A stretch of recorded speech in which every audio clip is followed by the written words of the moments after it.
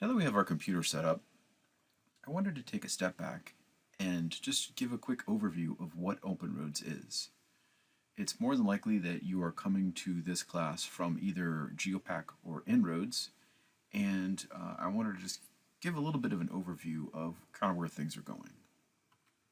So OpenRoads is a vertical application that's specific for the civil transportation market, meaning it's meant for road designers.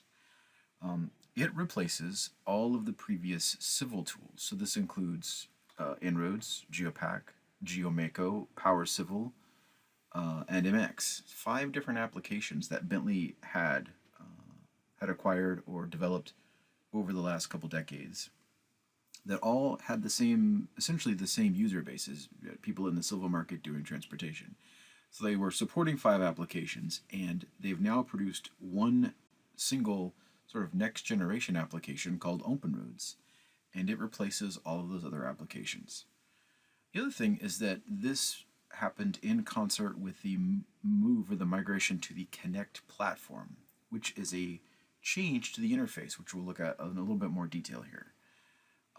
So in the process of going to OpenRoads, they've also produced companion products. OpenBridge Modeler is another one specific for the structures market, and a few other applications. There's one for open buildings. So the idea is that they're taking all of their vertical applications or market-specific applications and rebuilding them for the new Connect platform, which includes a ribbon interface. It's a new interface, and they've basically used this as an opportunity to streamline the offerings that they have for those, to get rid of all these old legacy applications.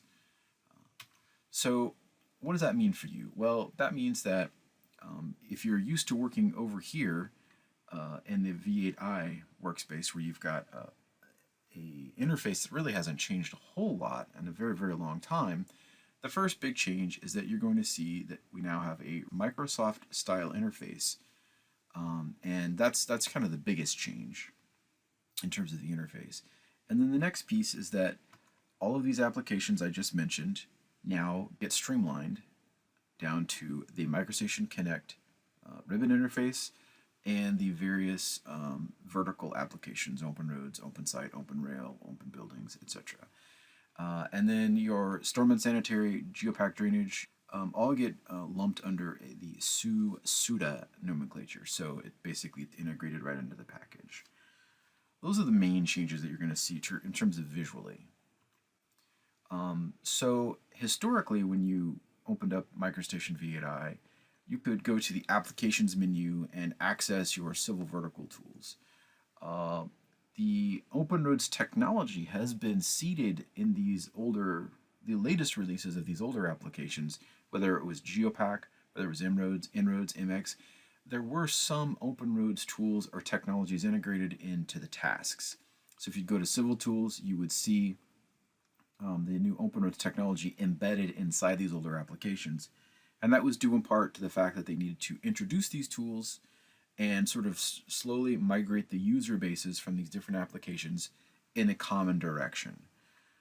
Now what you're going to find is that when you open up the OpenRoads Designer interface, you open up one application. It's built inside of the ribbon-based MicroStation Connect CAD platform, but your OpenRoads tools are integrated right in. Everything is, of course, is in a ribbon. And the way you access your vertical application is to go to the workflows. Workflows are on the top left corner. We're going to look at this in more detail, but just in general, you can go to the workflows and choose, in this case, OpenRoads Modeling, and it will give you a context-sensitive ribbon that includes all of the tools you'll need for civil. Or in the case of drainage, you can choose drainage, and it will give you the drainage-specific ribbons that you need. And so we're going to look at this in more detail in actual demonstration, but the whole point of this is that your interface does change greatly. And so that's sort of one of the first things we're going to look at, is understanding the new interface and figuring out how to get around and find the things that we need. In terms of files and data format, historically, these older applications, Inroads, Geopack, MX, etc., they used files to store various elements. So in the case of Inroads, you had ALG files for your coordinate geometry. Geopack uses the GPK file. Your surfaces in inroads were historically DTMs. Geopack uses TIN files. The cross-section definitions were basically determined by the ITL or template library. And in the Geopack world, we use criteria to define how data gets drawn in the cross-section. It's more of a drawing tool and not really a modeling tool. And then there's some configuration files. So the XIN to sort of define how things would look and feel and operate inside of inroads, and your DDB database allowed you to do the same thing similarly in Geopack.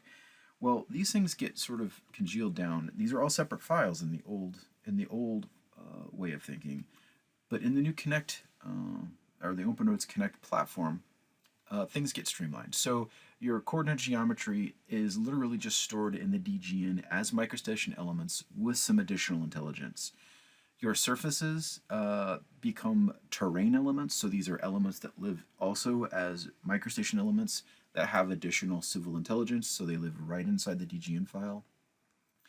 The ITL file carries forward, so if I look closer here, the ITL file is one of the things that has carried over from legacy. So your templates that you used in the old software are the templates that you use in the new software. There are some under the hood changes, but that's not something that's really seen by the user. So you're still using the old template dialog for editing those. That's the one thing that's a carryover. And then all of your settings are now just a DGN library, just like the other settings have been in the past. Levels, colors, weights, styles, all of those sorts of things can be stored in a DGN file that gets a DGN LIB extension, and those get added to our workspace. So that's where everything's migrated to. You'll see that most things now live in DGN files in some form or fashion.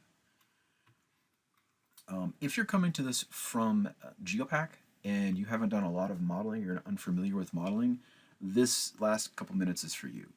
So modeling in a nutshell, we have a template definition, and templates are made up of points, and those points get connected to make components or enclosed shapes. A given template is dropped onto an alignment. So we've got an alignment here. We apply a template, and over a specified interval, another template is subsequently dropped as you go down station. Any of these points that have the same name are connected up with break lines. So it draws a three-dimensional line string or line from one point to the next in such a fashion as to create a three-dimensional line string in space. And the components get extruded into component meshes. And so we use that for determining pavement volumes and things like that. So you get two products when you push these templates. We call them pushing, but you're dropping them down and connecting the dots, if you will. You get component and you get break lines.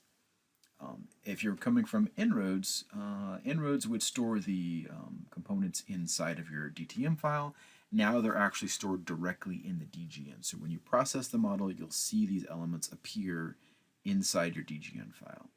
And so the templates get placed at a specified interval.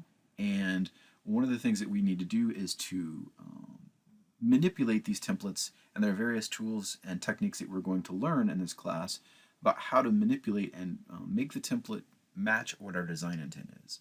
So for example, here I have an edge of pavement, and I'm going to use a point control and point it, basically direct that point that represents the edge in my template to follow a specific edge of pavement in my design file. And consequently, when I apply that, the template will widen out in the areas where my edge of pavement gets wider. And so part of understanding modeling is knowing how to create these templates and understand the different techniques and tools that we have at our disposal to make the template dynamically adjust along our corridor so that the component meshes and the break lines that are created match our design intent.